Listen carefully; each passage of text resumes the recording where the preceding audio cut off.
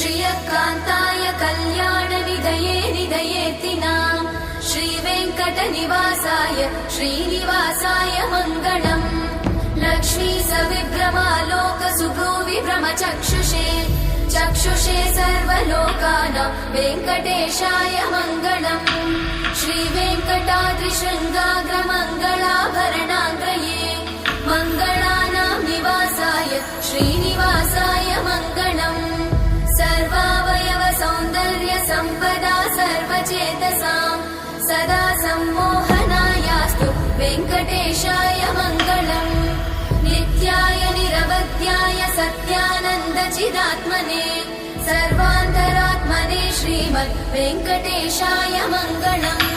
स्वतः सर्वविदे सर्वशक्तये सर्वशेषिने सुलभाय सुशीलाय वेङ्कटेशाय मङ्गलम्।